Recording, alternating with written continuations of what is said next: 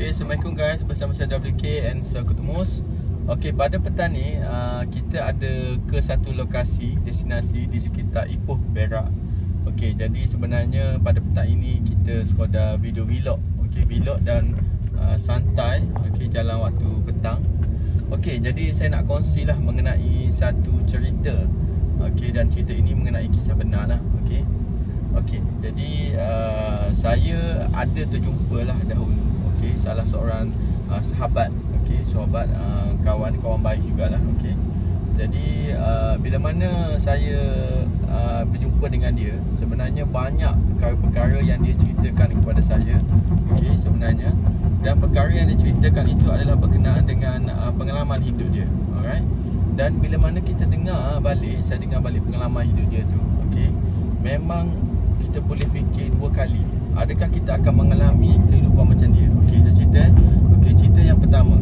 Okey, pandangan yang pertama. Okey, pertama sekali sahabat saya ni lah, dia ni kalau ikutkan tergolong daripada golongan orang yang kaya. Alright, orang yang kaya maksudnya golongan berada lah.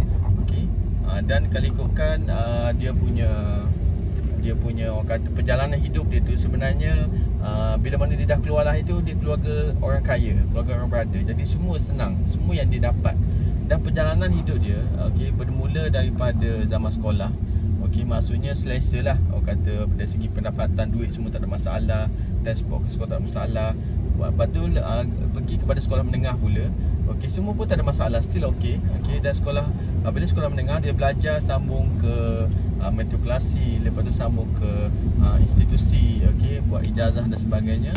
Lepas tu lepas dia ijazah, okey, dan dia terus dapat kerja. Okey, dan di antaranya sahabat saya, dia antara yang terawal dapat kerja lah. Okey, berbanding dengan orang lain, kadang-kadang mereka merasa lagi menganggur dan sebagainya kan. Jadi result dia semua pun cantik lah dan sebagainya. Jadi okey, apabila ketika dia ceritakan kepada saya, pertama sekali dia masuk kerja, okey, di situ adalah permulaan orang kata kehidupan. Maksudnya dia mula bercakap lah mengenai kehidupan yang sedia ada. Okey, maksudnya dia akan mula rasa tertekan.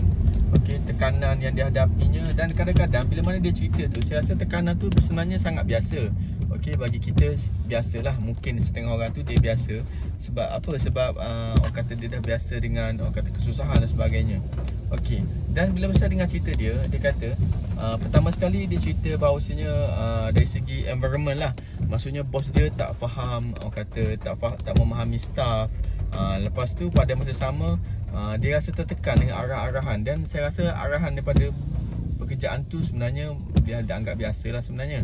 Okey, seterusnya, okey, apabila mereka berkawan, okey, di kalangan bekerja, ada yang di kalangan mereka itu yang jenis claim. Maksudnya claim macam mana?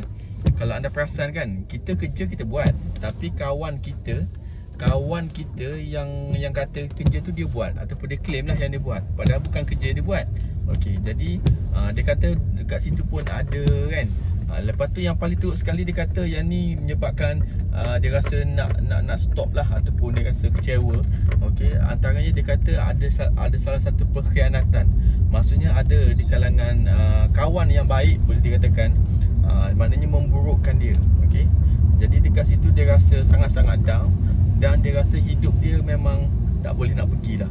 Dia kecewa lah, maksudnya kecewaan dia tu dia ceritakan dalam bentuk yang sangat-sangat teruk lah, okey, kepada saya. Okey, dan bila saya fikir balik, pertama sekali benda itu adalah salah satu kehidupan lah, kehidupan yang kebiasaan. Mana-mana ada setengah orang tu dia dah mengalami pengkhianatan, okey, mengalami dia punya unsur cakap belakang, member cakap belakang tu daripada zaman sekolah lagi mungkin, ataupun zaman universiti lagi mungkin.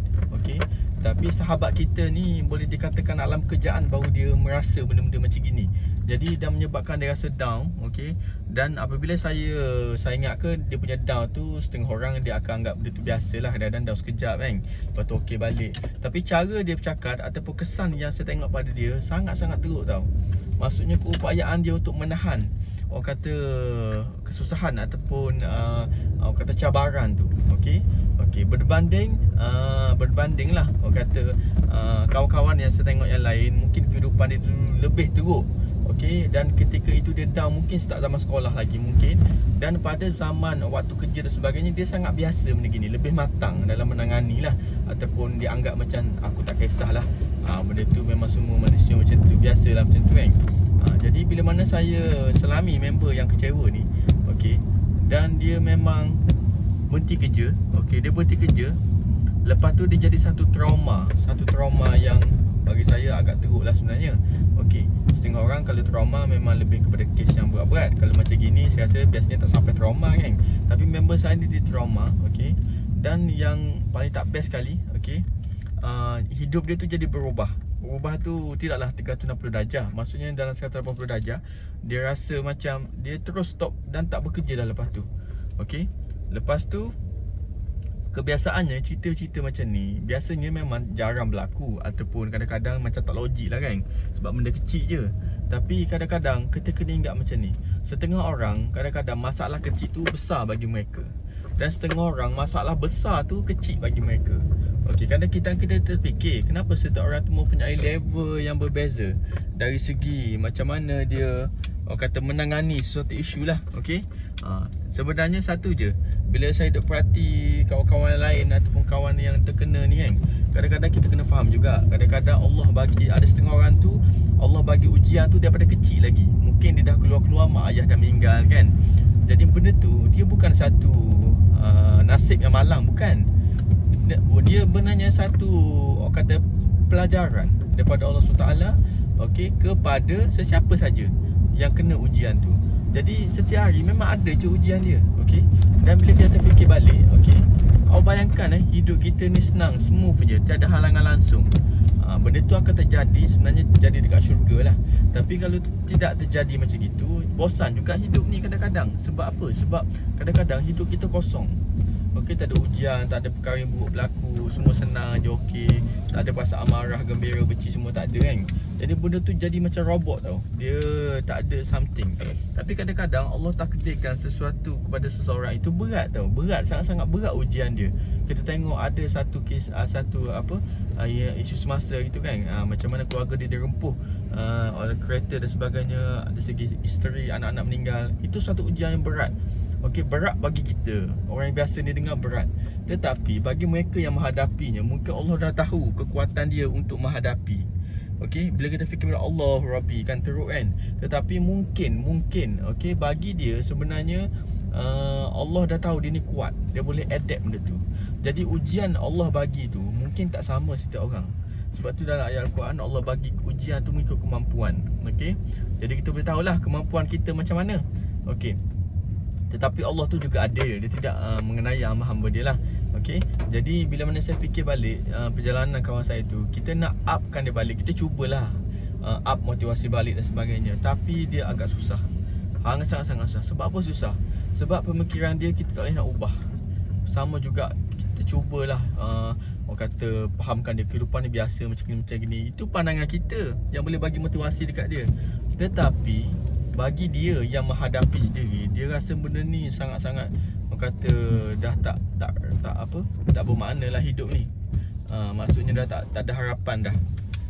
Jadi benda tu sangat-sangat seketika lah kita bakal cakap macam ni. Macam gitu je kan. Tak, jangan cakap macam tu. Orang lain dia punya perasaan, emosi dia, dan kekuatan dia menahan emosi tersebut. Okey, jadi pengajaran dekat sini Vlog Petani, saya harap anda semua, jika ada kawan-kawan yang stres ataupun terkesan, tertekan dan sebagainya, okey, cuba selami dulu. Jangan terus bagi keputusan. Kau jangan macam gini, aku tengok orang biasa je. Benda gitu jangan bagi tahu tu macam gitu. Kita takut kesan dia on the spot. Maksudnya dia punya feedback result tu dia nak balas dia tu. Jadi kita janganlah orang kata anggap sesuatu benda tu mudah. Macam gitu. Okey, jadi setakat ni saja petang ni. Okey, jadi saya harap kita akan berjumpa lagi. Ini sekadar video vlog bicara petang lah. Okey, setakat saja, wallahu alam.